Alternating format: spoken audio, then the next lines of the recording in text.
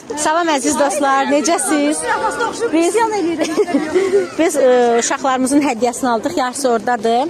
Videomuza birazdan davam edəcəyik uşaqlarla birlikdə. Oğlanlar, bayramınız mübarək.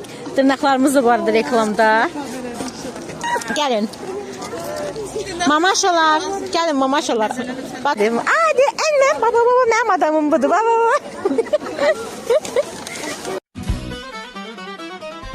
Lay lay lay lay lay lay lay lay lay lay lay lay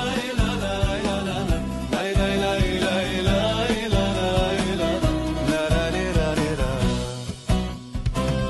Ağaçlar orman, çiçekler bahçe,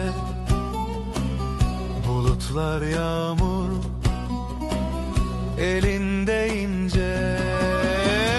Taşlı yolda hızlı koşmayı, yılmadan hep çok çalışmayı sen öğrettin arkadaşlığı sevgili öğretmenim. Taşlı yolda hızlı koşmayı, yılmadan hep çok çalışmayı sen öğrettin arkadaşlığı. Teşekkürler öğretmenim.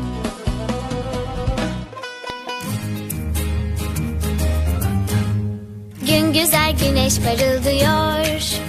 Sihirli bir yolun başındayım. Korkmuyorum ki